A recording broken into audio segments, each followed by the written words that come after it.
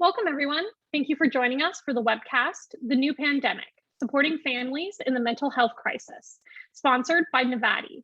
This webcast is part of the State of Employee Wellbeing 2021. This webcast has been pre-approved for a general HRCI credit. Please be sure to attend the complete webcast in order to receive your credit. You will receive an email from hr.com within 2 business days, which will include the certification credit information. You may also log into your hr.com account and view the credits you have received. If you have questions during the webcast, simply click on the Q&A box in your webinar controls and type them in. And now it is my pleasure to turn it over to our presenters. Hey everybody, excited to be here talking with the hr.com attendees again today. We really love being a part of these events. They're super fun. To get started, I would love to just know where you guys are coming from at your session today. So if you can just post your city and state in the chat, I'd love to just get an idea of where you all are coming from today. And then anytime you have a question, feel free to throw that into the Q&A and we will get to those at the end.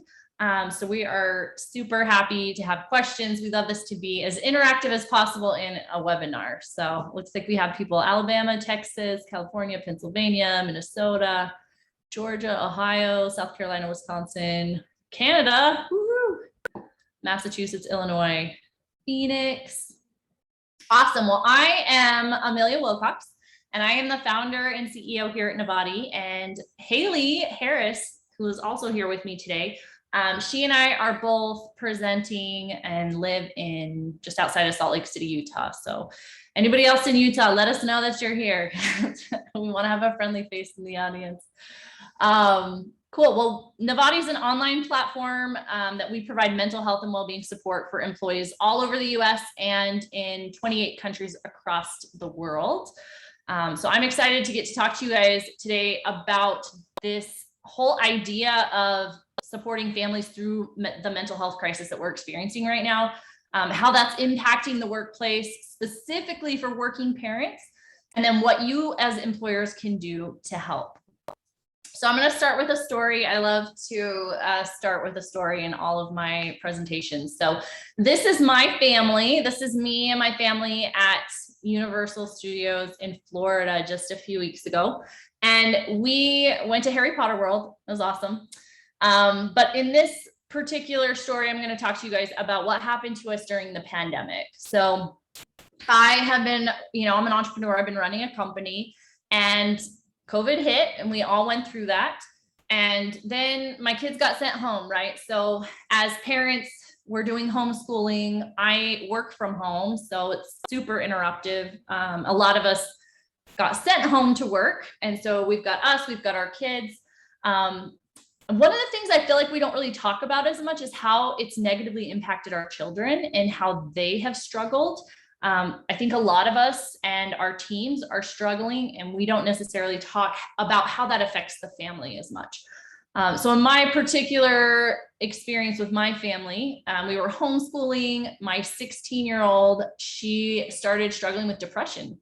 And this is actually pretty common. A lot of teenagers have had problems with depression since COVID began.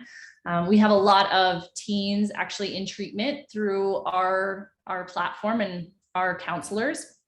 So I've got my 16-year-old is struggling. The other piece of that, my 9-year-old, the one with her mouth wide open in the picture, she has severe ADHD. So like as high on the scale as it goes. And her being sent home and having to be at home and just not even just COVID, like all the uncertainty and all the craziness that's gone on in the world over the last 18 months, her ADHD and her anxiety just kind of went off the charts. And so I've got my 9-year-old, my 16-year-old, and my own mental health issues that I'm trying to help manage and deal with and support them.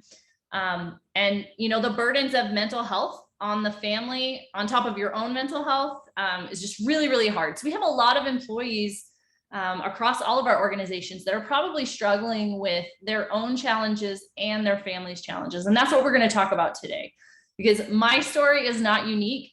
There are just a lot of us that are experiencing that. So in fact, 48% of parents are experiencing increased stress levels since the pandemic began. And a lot of those stress levels are very increased.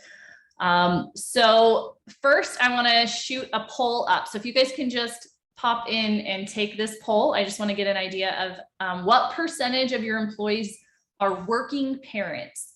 So out of your team, you may just have to guess if you guys know.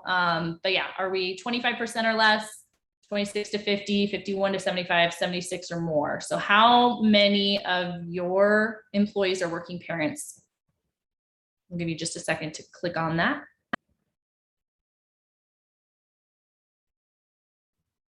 Okay. And as soon as the result comes in, I'll let you guys know.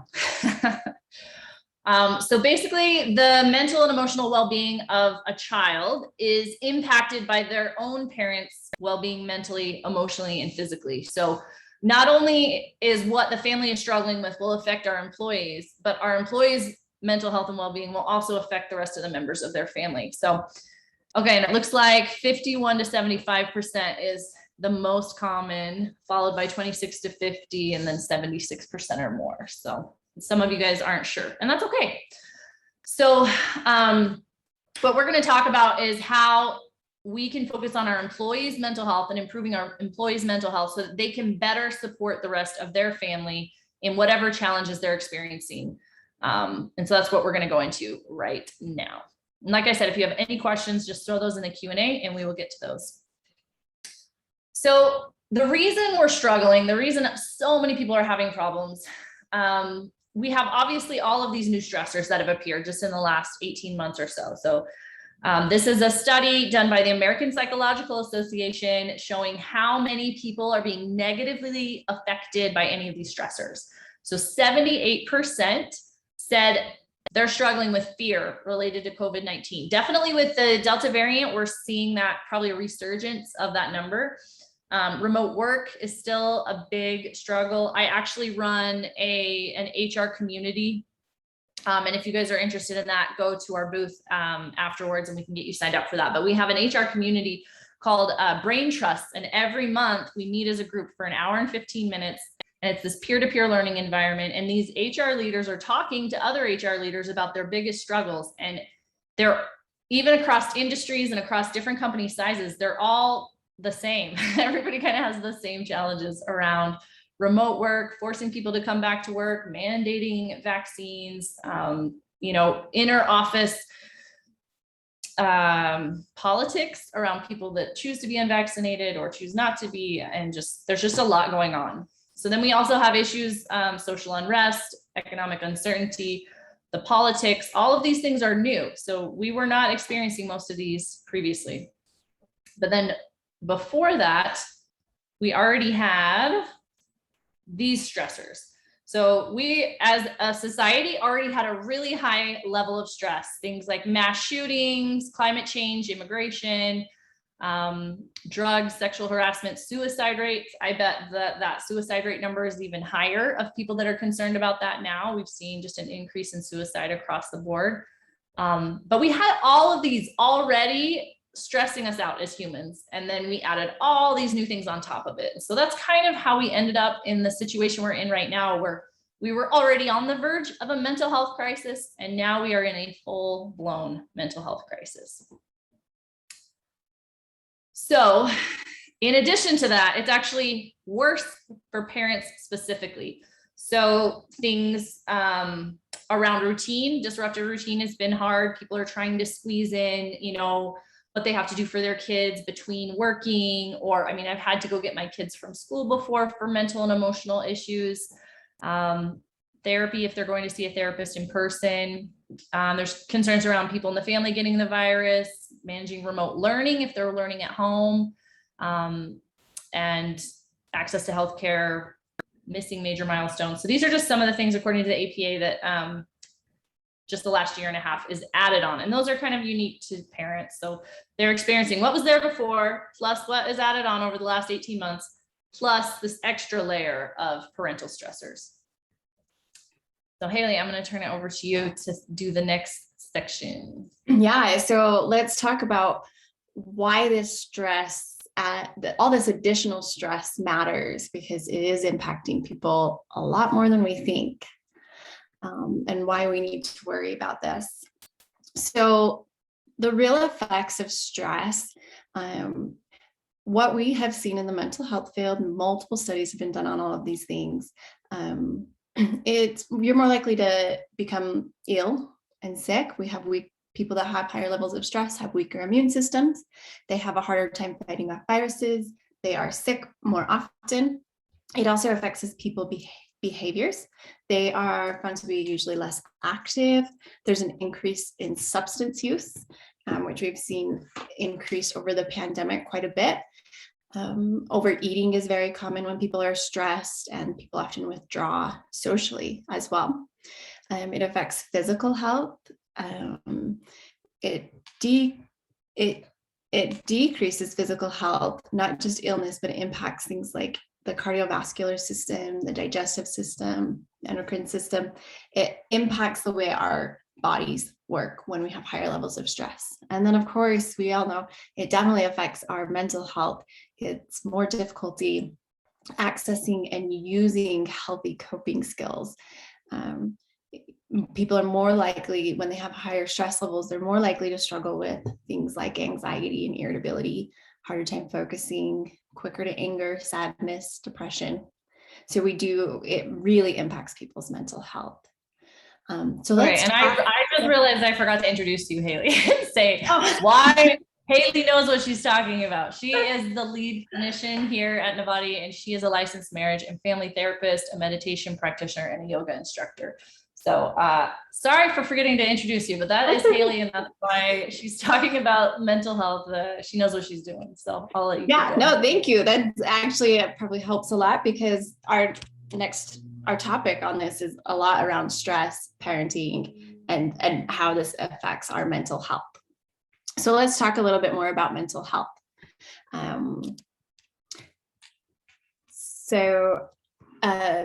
Let's see, American Psychological Association, again, found 24% of parents have been diagnosed with a mental health disorder since the pandemic began. And I want to say it's compared, I cannot remember the exact, but I want to say it's compared to about 9% of the overall not parents. So we definitely see quite a difference there. I love the World Health Organization's definition on mental health. It's a state of well-being in which an individual realizes his or her own abilities, can cope with the normal stresses of life, can work productively, and is able to make a contribution to his or her community. And if you notice in there, it does say can cope with normal stresses of life. What we've been going through these last 18 months is not the normal stresses of life. This is all additional stresses to life that none of us have really gone through before. But we're not talking about mental health right now. And this is another reason why it's really important for companies to be aware of what's happening. We are expecting in the mental health field to see the impacts of this pandemic last for many years. We're talking about possibly like a good 10 years that we're going to see this trickle effect happen, that it's we're in a national mental health crisis that we know is going to be a big topic for us over the next 10 years. So these issues, they're not just going to go away. They are going to be here. We had a lot of them before COVID. COVID definitely brought them more to the forefront, created a lot more, and then we're going to have a lot more after COVID is done. So it's part of why employees need to care, but Amelia is going to talk even more why employers need to care about this. Yeah. So, what does it really matter if your employees are struggling with mental health challenges or people in their family are struggling with mental health challenges? And is that something that as employers, we should really even get involved with? The answer is yes, absolutely. First and foremost, mental health care is now the most expensive condition with the highest economic cost in the US. So it's even more expensive than heart disease. You can see cancer, all these other things. And that's just on the medical side for economic cost. It doesn't even include things outside of healthcare like burnout, people dealing with caregiver fatigue, substance abuse, and those types of things. And you can see the main causes, according to NCBI, include stress, exhaustion, overwhelm, and burnout. And so how many times are we hearing the word burnout in HR? You know, it's like every day, it's just like the hot topic. So that just pushing ourselves beyond what we've done for such a long, sustained amount of time. And that's what people are talking about now. So let's not forget how mental health affects job performance too. So this is a study done by Harvard Medical School. And you can see between absenteeism and lost productivity, we're seeing an average of about 35 work days lost per person with a mental illness, which we know from the slide I showed you earlier makes up a lot of the population right now. And of parents, it's a quarter, right? 1 in 4 are struggling. And we're going to see this lost productivity and this absenteeism from some of the most common issues people are being diagnosed with. So there's also things we can't measure, like destructive leadership, negative social interactions between coworkers, and then the detrimental effects of poor mental health on your culture at your organizations and on morale. So there's more reasons why employers should care as well. A lot of studies out there have shown that there is lower productivity, increased days missed, less quality of work due to mental health. We've got difficulty concentrating, which is a symptom of both anxiety and depression, which Haeli will talk about a little bit more in a minute, but those are 2 of the most common issues that people are experiencing. And so the ability to concentrate is totally inhibited by experiencing anxiety and depression. So that can result in employees being less focused and being able to complete tasks or get their jobs done correctly, leaving more room for errors and less getting done each day. Sleep disturbances is another big one that's found in anxiety and depression as well. And so decreased work productivity, more mistakes, more missed work for sleep disturbances as well. And then those with mental health problems are much more likely to have physical issues as well. So Haeli just touched on that a minute ago, but we'll see chronic illnesses increase in their occurrence if they have mental health problems. And some of those illnesses include diabetes and heart disease. And that again will result in increased days missed and time of work missed in productivity. So not only are these employees more likely to miss more days of work, but their productivity levels are going to go down as well. And so now, you know, how we're going to talk about how common these are, what the symptoms are, what, you know, how to recognize them, what to do about it, what to say, what not to say. So all that Haeli's going to be talking about in a minute. But how likely do you think this is to show up in your own company? So I just want you guys to think about that for a minute. How likely is that this is something your team is struggling with at your own company? And how many people do we think actually struggle with their mental health in a given organization? Well, the answer is 50%. So 50% of your employees who are struggling never seek help. I guess that's not the answer to the exact question that I asked. 50% of your employees who are struggling, which we saw for parents is 1 in 4 being diagnosed. 50% of those will never reach out, raise their hand, say, hey, I need help. Give me the resources that I need. And so we as employers have to start making it easier for them. How do we make access to mental health care more accessible? So you're not waiting 8 to 12 weeks to talk to someone through your EAP or through your health insurance, right? Everyone's backed up right now. And so how do you solve those problems? What other tools are available? These are things we're going to be talking about. So as we are exploring how to make this easier for employees, let's talk about some of the mental health care barriers. And so this is a study done by the World Health Organization. And about a quarter of people who need access to mental health care, so there's a need, a quarter of those people are not getting the care that they need because of structural barriers. So that could be like they can't afford to pay for it out of pocket, or maybe they haven't met their deductible yet. The lack of availability is a huge one right now. Some people just give up. They're like, if I have to wait 8 weeks to see somebody, I'll just forget about it. You know, I need help now. If they have to see people in person, there's transportation, there's issues around in-person visits just due to a lot of the fear surrounding COVID. Some people still feel uncomfortable in face-to-face interactions. And it's just overall inconvenient to have to travel anywhere. So that affects a quarter of people who need help. But the big one that we really have to work on is these attitudinal barriers. So when they took this population of people who needed help and did not access it, 96% of the people who did not access it because of attitudinal barriers. So those are things like stigma. They have fears around, is this confidential? Can my employer see this? If I use our EAP, is my employer going to know that I'm struggling at home, or I'm going through a divorce, or whatever the case may be? People don't want their employers knowing that information. Sometimes they just don't understand. It'll just get, they think it'll get better on its own. They don't understand how effective mental health care can be, or they just want to handle it themselves. They don't want to ask for help. So the cool thing about the attitudinal barriers is these are all things we can solve through education and communication. And that is super exciting. So some of the structural barriers, absolutely, we can help with some of those by employer provided benefits, teletherapy, things that make it more convenient, accessible, and affordable. But the attitudinal barriers are that reason that 50% of your employees are not raising their hand and asking for help. And those are all things we can solve through education.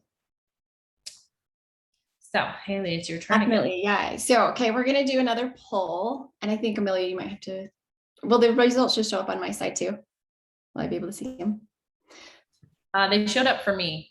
But... Okay, so the next poll, if we can get that up, is how does your company currently support working parents?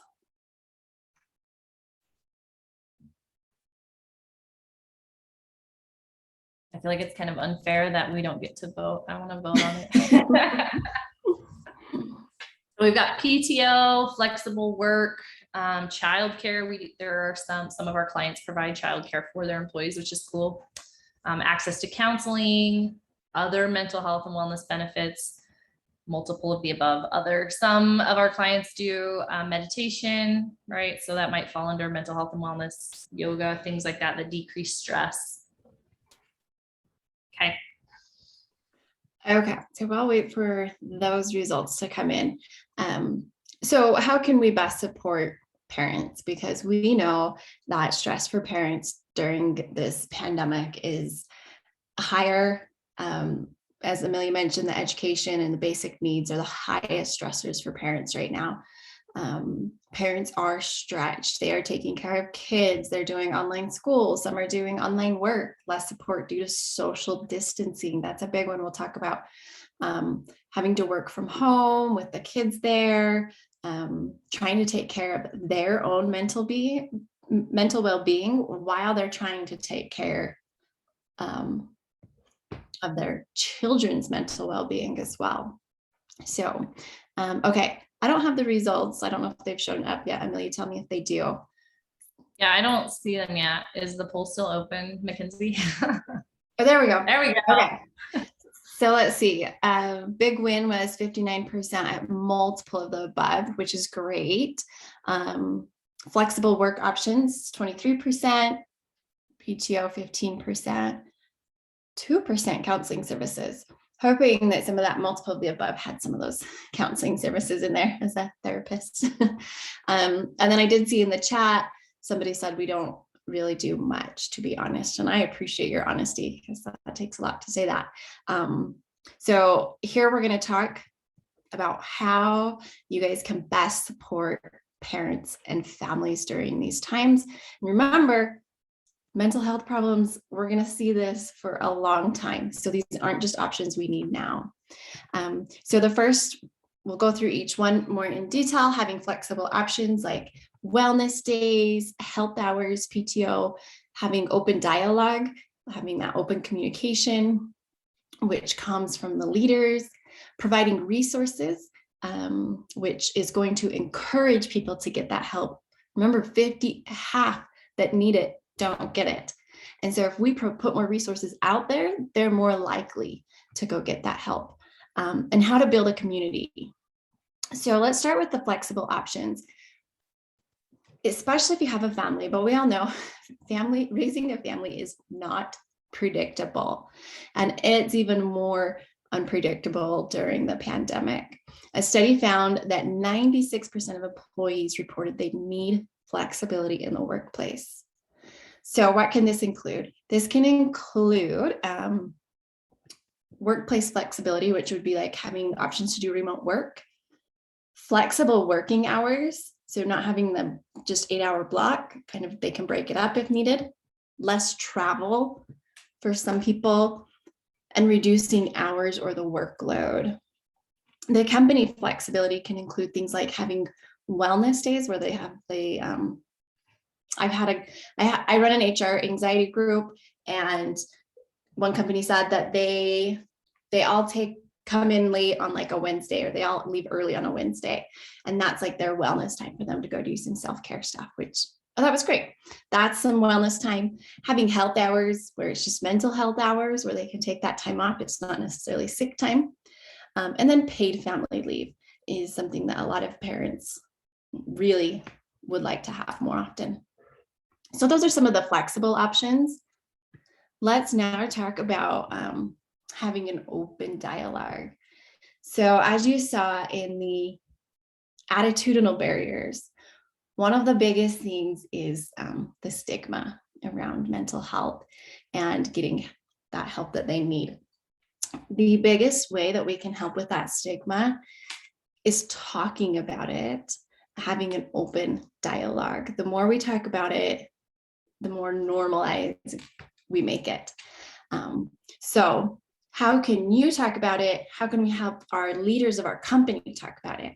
Well, first we have to learn about it, right? We have to learn about why mental health is so important, what it's doing, how it's affecting our companies and our employees, and what we can do about it. And then we're going to talk about it once we learn about it. Get your leadership involved. I've seen multiple studies after studies that show we need leadership involved in these conversations. It is what helps people feel like they can talk more about it. Teach it through trainings, workshops, teach managers how to talk to the employees about it. Have webinars. I've done company webinars where we talk about mental health and different ways that we can manage that stress and anxiety. And one that's really important that employees really want is to communicate confidentiality,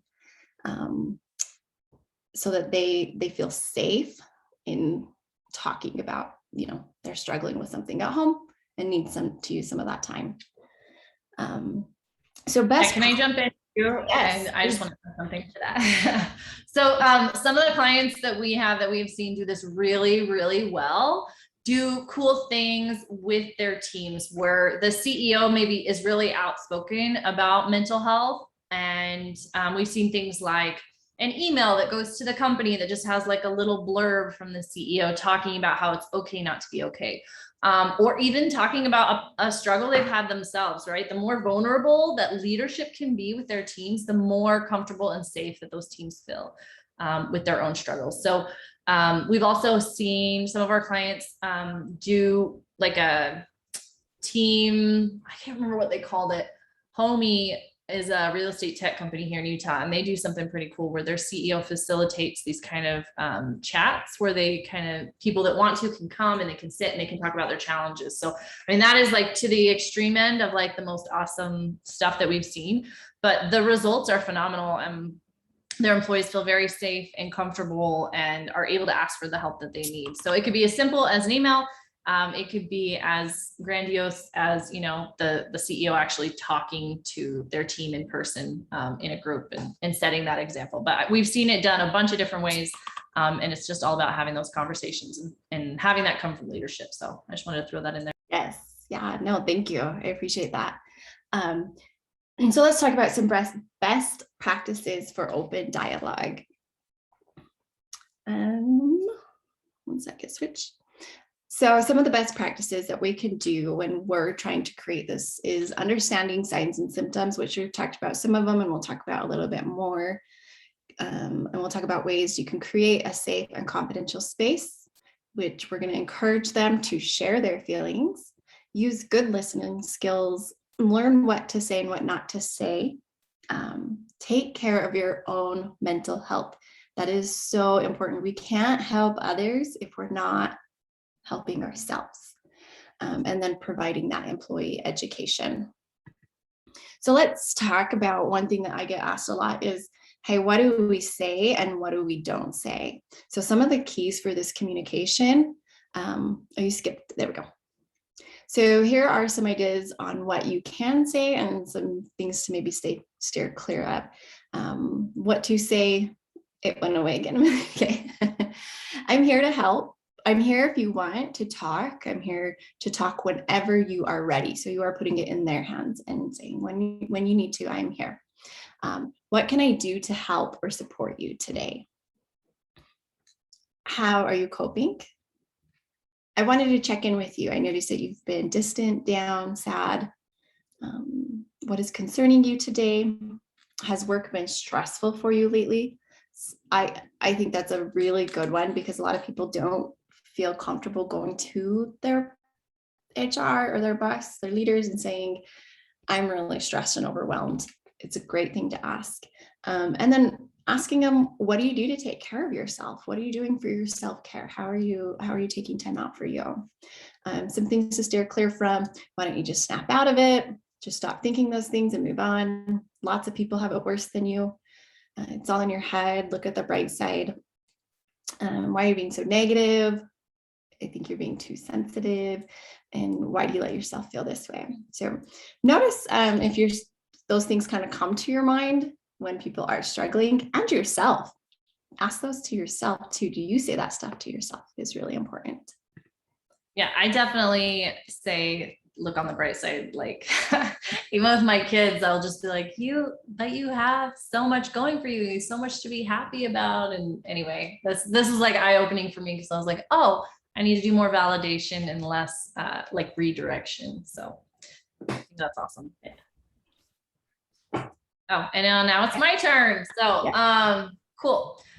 Well, employees are definitely needing and wanting more different types of options for mental health care. So this is something really cool that we have learned since we have been operating in the mental health space. And so what we've seen, if we look at the data, we have libraries of videos. We have 7 different libraries, but one of the libraries is a mental health library. So employees can access pre-recorded videos from our counselors like Haeli, and maybe Haeli's talking about helping your teenagers through depression or living with someone with substance abuse, or just managing your own anxiety, techniques for reducing anxiety. So we have all these videos. And then we also have the ability to work with a live teletherapy counselor. So you can work with somebody over Zoom like this.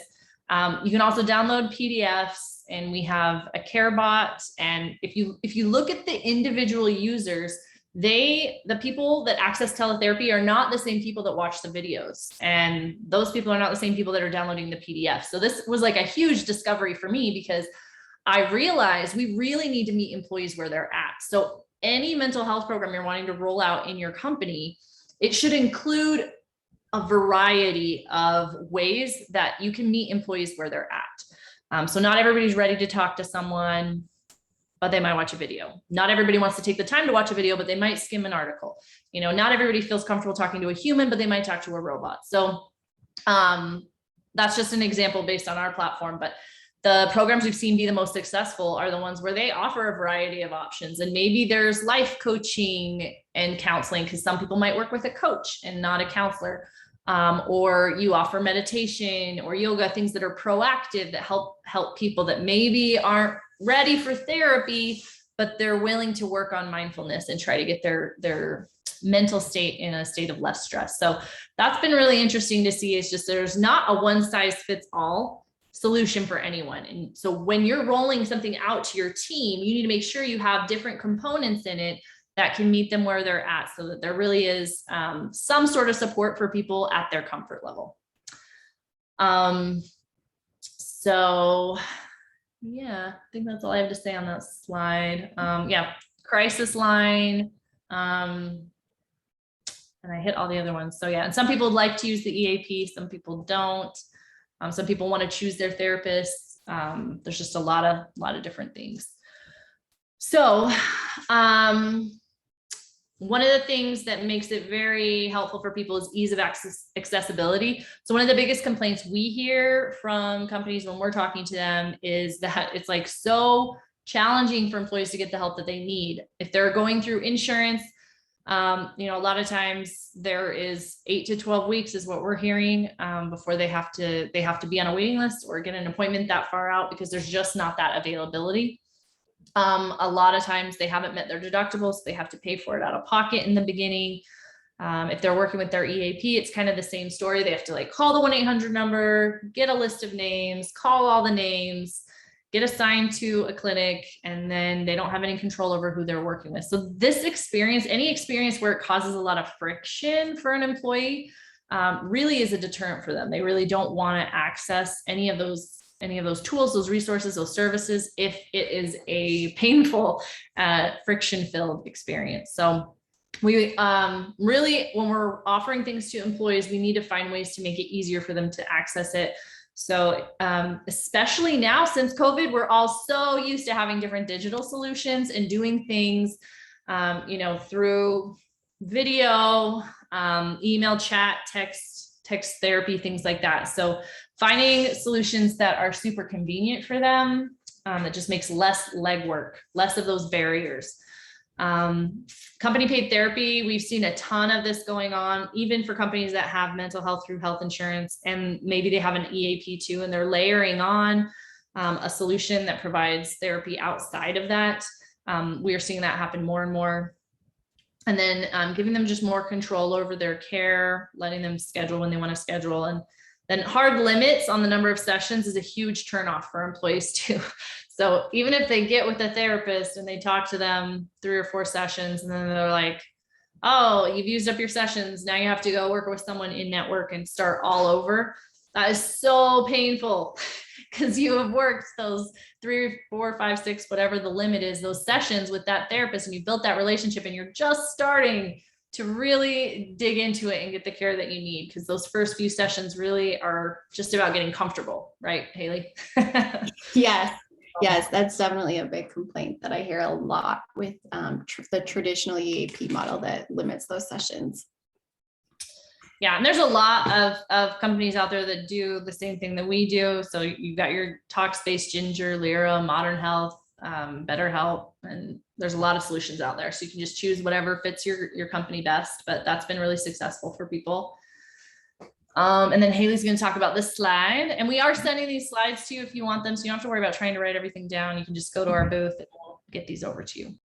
And I always love to include this part, because when we're providing resources, it's really important that we provide these hotlines for companies. And we have the suicide hotlines, the crisis text lines, but there's also the National Parent Hotline, Postpartum Support International Helpline, and then we have the National Domestic Violence Hotline. So having these where employees can access them very easily is very important when we're trying to normalize mental health. Okay, let's go into our next topic, which is ideas for building a community. So 83% of fathers and 69% of mothers need more emotional support. They are feeling, we want to build a community so that they feel less isolated, so that we increase them feeling supported. It increases the social interactions. It creates a support system for them, which all of this has been shown to help improve mental health. So how can we build a community? One idea, if you want to switch the slide over, Amelia, is having some, these are a few ideas, sorry, having some forums where we create a space for parents to talk with each other, to share their experiences, their struggles, and to get some advice. These have been some of the most helpful that I have read that parents really love having from their employers. Work-sponsored events, having company events that support families, bring your kid to work, contests involving kids. I've heard of like Halloween contests, costumes, having company parties with kids, and online events with or without kids, because sometimes it's nice for parents to just have an online event and have just that parent talk and that parent community. And then we have company programs. So, hold on, I lost my space. Okay, so let's talk about these types of company community programs. Two great programs that companies can implement that help with community employees' overall well-being are mindfulness programs and self-care programs. I have seen companies come up with some really different types of ideas of how they can put these out there more with their employees, creating different types of contests of, doing mindfulness or doing some self-care. What are you doing this week? And both mindfulness and self-care are shown to reduce stress, which is what our employees are struggling with, especially parents. They are struggling with stress. So let's talk about mindfulness. Mindfulness is calmly acknowledging and accepting one's feelings, thoughts, and bodily sensations, used as a therapeutic technique. It is shown that mindfulness improves mental health. We use it in therapy, in evidence-based therapy. So we can only practice certain types of treatment in therapy, and it has to be evidence-based. Mindfulness is used in a lot of these different types of things, such as, and there's things called cognitive behavioral therapy. Sometimes people hear that one. That's one of the most common CBTs. We use it for anxiety, depression, ADHD, PTSD, sometimes trauma, just kind of depending. So it really is something that is a therapeutic technique. And it's one of the reasons I love that definition. So let's talk about mindfulness at work. So they have found that mindfulness helps employees, but also when we have more mindful leaders, you have lower employee emotional exhaustion, improved work balance for employee, better employee job performance, increased self-confidence in those leaders. So they're going to perform better. They're going to have better leadership skills, and it builds resilience in those leaders. So we find when we have mindful leaders, it actually improves the work environment and the employees. And then when we have mindful employees, they have decreased stress levels. They have improved work engagement, increased creativity, healthier work-life balance, better working capabilities, improved physical health. So remember how that will affect their work days missed. They use substances less, and overall improved mental health. We'll just talk real quick about some quick mindful practices, because people kind of wonder this sometimes. So research finds positive impacts on mental health conditions, that mindfulness has positive impacts on mental health conditions, reduces symptoms of anxiety and depression, and it's linked to positive health behaviors. So mindfulness practices can be found in yoga. Yoga can be, a physical type of environment as well, and it's used for stretching. It's also used for relaxation and mindfulness. Meditation as well is something that is using mindfulness, and it also helps with relaxation and calming the brain. Certain mindfulness exercises that can be very specific that we use like in therapy treatments. And then breath work, very important one. I teach breath work, I think, to almost every client I work with, especially anxiety and stress. I teach breath work in our HR anxiety groups. It's been proven to help the physical and psychological health of people. And so breath work's a big one as well. So there's companies I've seen that do mindfulness groups. They have breakoffs where like once a week for 10, 30 minutes, they meet and they do like a mindfulness activity. What can be fun about this too is I've seen companies involve the kids, especially when we have kids at home, or there's a community that they make, in the forums. They can talk about what they're doing with the mindfulness with the kids as well. So it is a really good company program that can be implemented. The other company program that I've seen implemented that is helpful for stress is, do you want to change that slide, Amelia? Corporate self-care strategies.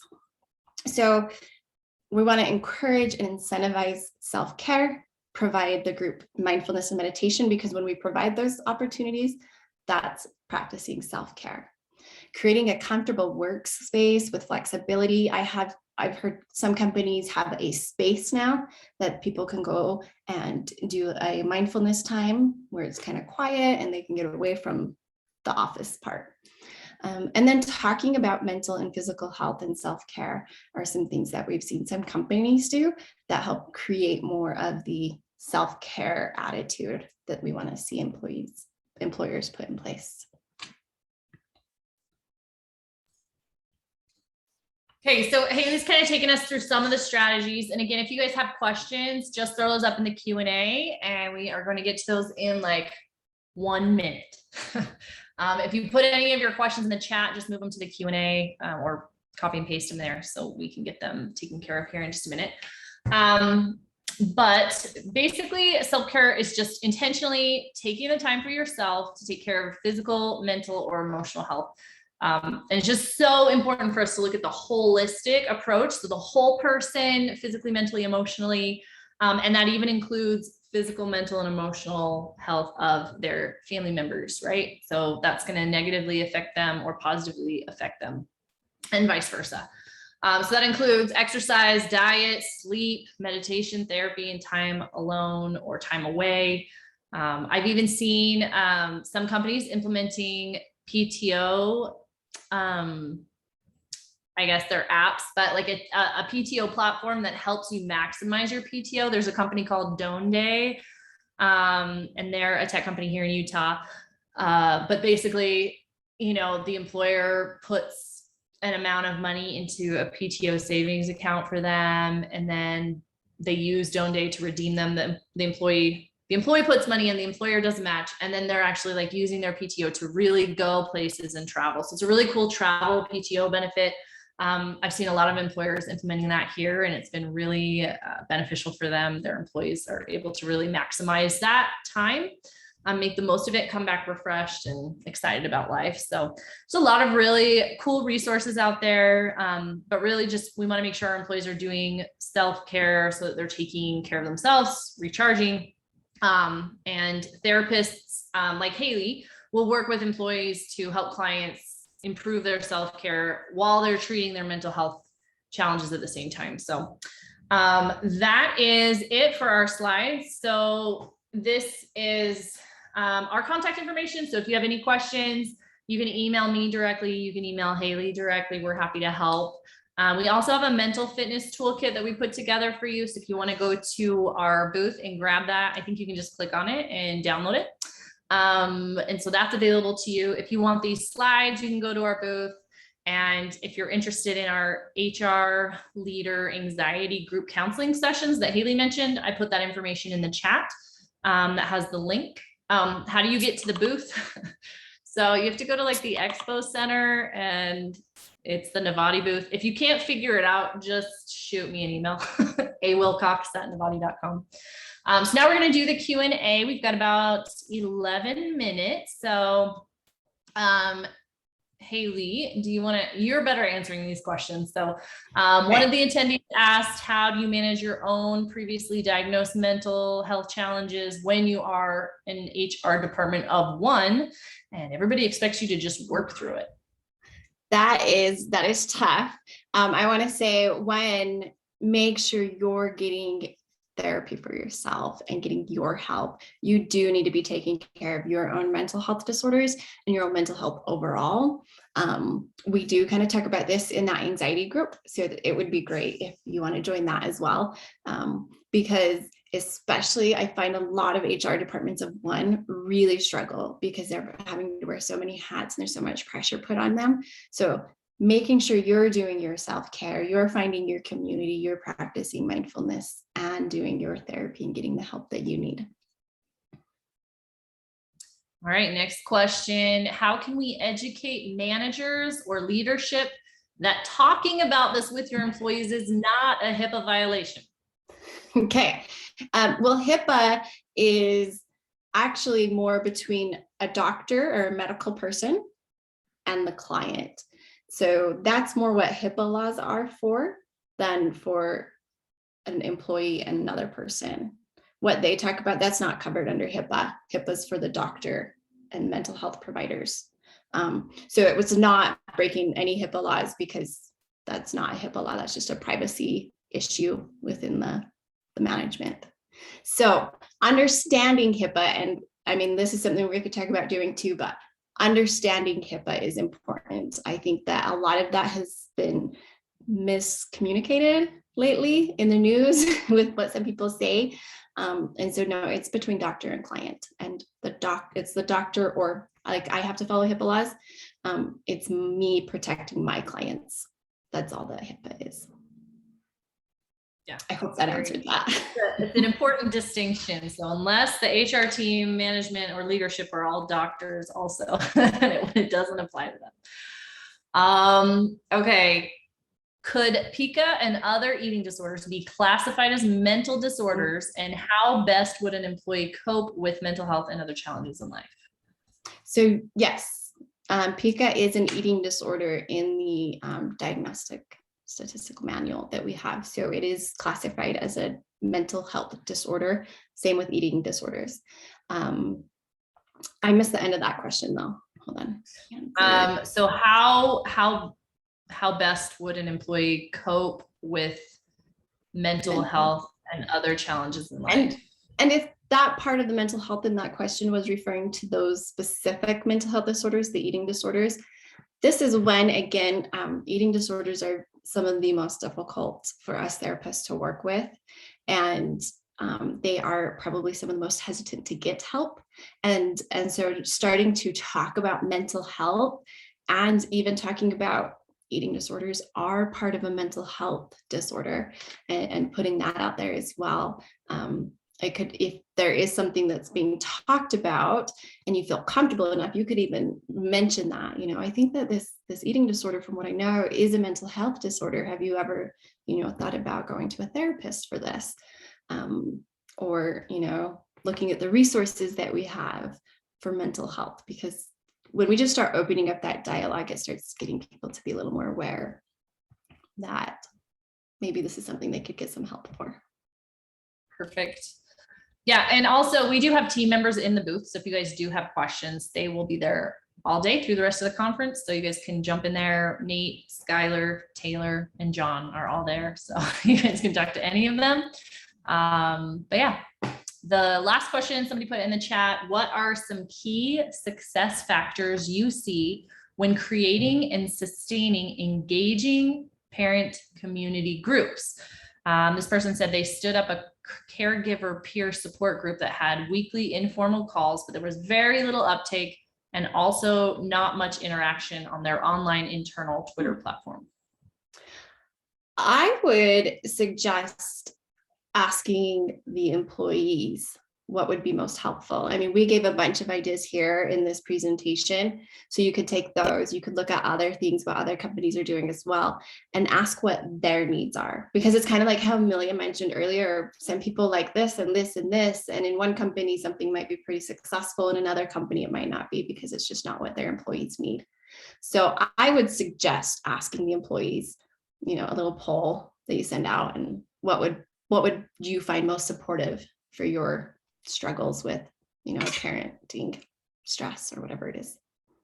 Yeah. And I think too, bringing someone in to speak that has a background in mental health would be really helpful too. So maybe it's peer support groups. This is similar to what Haeli was talking about. She runs these HR anxiety group counseling things. So there's a ton of interaction. It's a peer community group, but it's still run by a professional that has that background and can give that guidance and direction.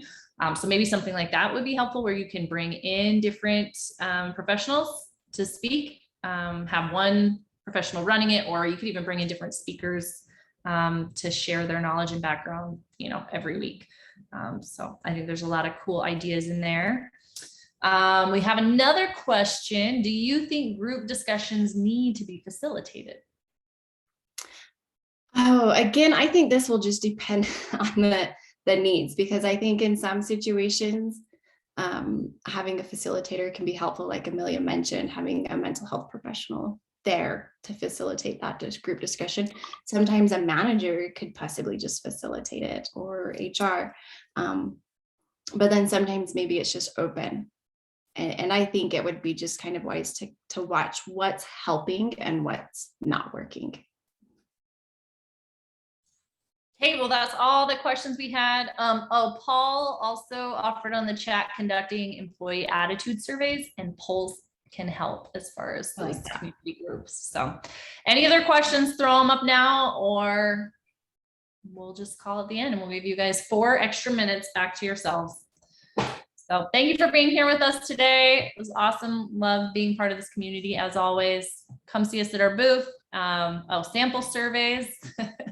Yeah, shoot me an email, Beatrice, and we'll send you over what we've got. So yeah, let us know how we can help, but enjoy the rest of the show. Thanks, guys. Thank you. This concludes our webcast today. I'd like to thank our presenters as well as all of you for joining us. If you joined late and would like to view this webcast again, the recording and slides will be available on hr.com in our archived virtual events. Your HRCI credit will show up in your hr.com account within 2 business days. We will also send out an email with the credit information. Please take a few moments to fill out the webcast survey that will open on your screen. Your feedback is very important to us. Thank you all and enjoy the rest of the event.